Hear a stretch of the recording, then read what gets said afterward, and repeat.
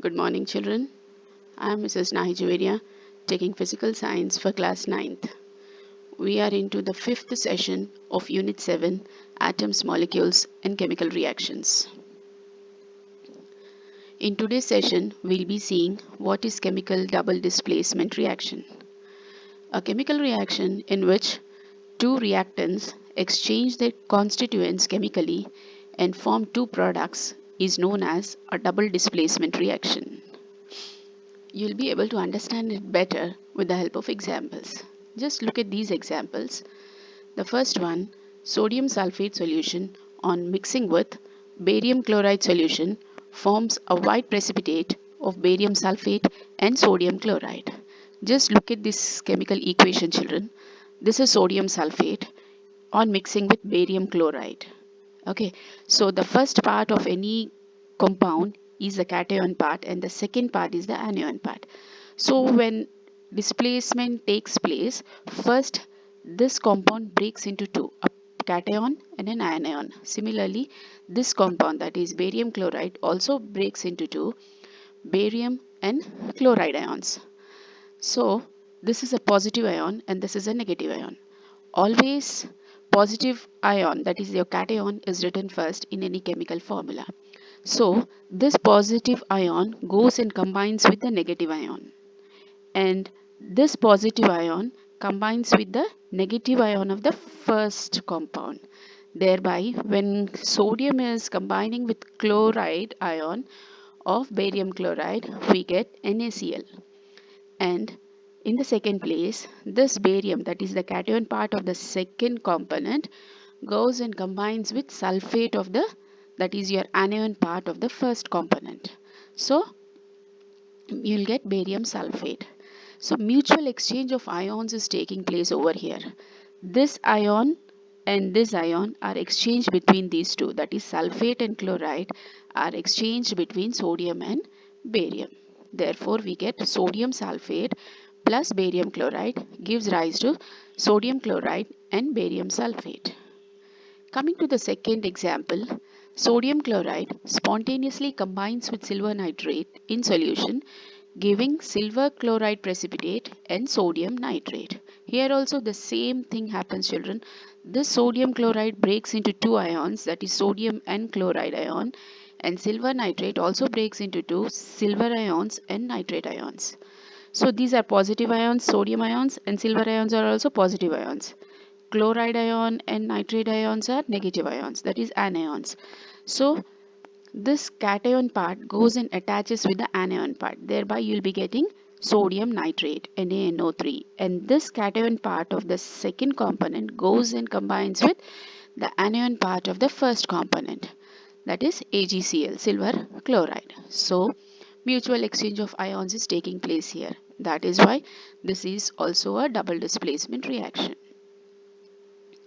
Coming to the third example, lead nitrate reacts with potassium iodide to give lead iodide and potassium nitrate. So here also take two test tubes. In first test tube take lead nitrate solution and in the second test tube take potassium iodide solution. When we add these two solutions, we get lead iodide and potassium nitrate. You get a yellow colored precipitate which is insoluble in water, and this yellow colored precipitate is lead iodide. If we just look at the chemical equation, children, lead nitrate, that is it has lead ions and nitrate ions, potassium ions and iodide ions. Okay, so lead is positive ion, potassium is a positive ion, nitrate is a negative ion, that is anion, and iodine also is a negative ion. So lead combines with the second part, that is iodine, and forms lead iodide, and potassium combines with nitrate ions and forms potassium nitrate, thereby giving rise to a double displacement reaction. Coming to oxidation and reduction reaction. What is oxidation? Oxidation is a reaction that involves the addition of oxygen. Whenever you are adding oxygen to something, that reaction is known as an oxidation reaction. It can also be defined in terms of hydrogen, where Removal of hydrogen takes place in any chemical reaction. Such reaction is known as an oxidation reaction. Now, if you just see here, children, take some amount of copper powder in a china dish, place it on a tripod stand, and then heat it. When you are heating copper, that is, it is reacting with oxygen which is present in the atmosphere to form copper oxide. So 2Cu, that is copper, plus oxygen O2 gives rise to CuO, which is copper oxide. So when we balance it, we get 2Cu plus O2 gives rise to 2CuO.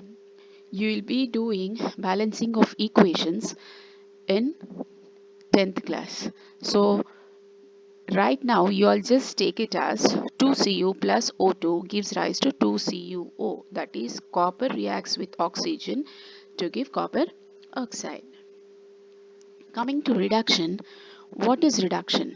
Actually, reduction is the reverse of oxidation. That is, we know oxidation is addition of oxygen, whereas reduction is addition of hydrogen. In oxidation, we are adding oxygen, whereas in reduction, we are removing oxygen. So, a chemical reaction that involves the addition of hydrogen or removal of oxygen is known as a reduction reaction. If you take copper oxide, that is black copper oxide, in a long boiling tube, open it both the ends. It's a tube, it's not a test tube, children. Okay, so place single hole rubber cocks on both the sides. Through one rubber cock, we are passing hydrogen gas. When hydrogen gas is passed through the glass tube, it reacts with copper oxide and we get copper and water.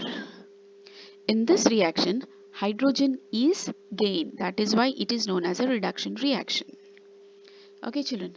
So CuO plus H2 is giving rise to Cu, that is copper, plus H2O, which is water.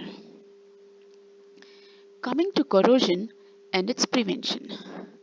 What actually is corrosion?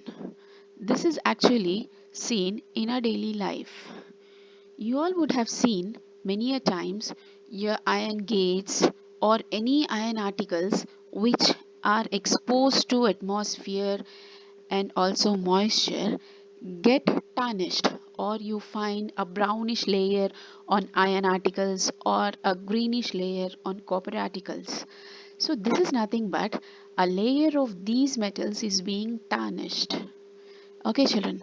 So when copper is exposed to air and moisture, it undergoes corrosion. Similarly, your iron nails which you are seeing in the slide are brownish in color. Okay, there is a deposition of iron oxide on these which is giving it the brown color. So when some metals are exposed to moisture, acids, etc., they tarnish due to the formation of respective metal oxide on their surface. This process is called corrosion. It is also named as rusting when we come across corrosion of iron. Examples: green coating of copper and browning of air, which you had just seen. This is the green coating of copper and this is the browning of iron. Now, what are the ways to prevent corrosion? Corrosion can be prevented or at least minimized by shielding the metal surface from oxygen and moisture. It can be prevented by either painting, oiling, greasing, galvanizing, chrome plating, or making alloys. What is galvanization and alloying? In your previous class, that is 8th standard, you had learnt about electroplating. What is electroplating? Electroplating is when you are coating one metal with another metal to have better properties, better characteristic features. So, even galvanization is similar to electroplating, but when electroplating is done with the help of zinc metal, then it the electroplating is termed as galvanization. So, galvanization is one of the most widely used methods for protecting metal from corrosion. It involves applying a thin coating of zinc to a thicker base metal like iron. So, whenever we are electroplating with zinc, electroplating is no more called as electroplating, but it is called as galvanization. Now coming to alloys, what is an alloy? Actually, alloying is a very good method of improving the properties of metals. An alloy is a homogeneous mixture of two or more metals or a metal and a non-metal to obtain desirable qualities such as hardness, lightness and strength.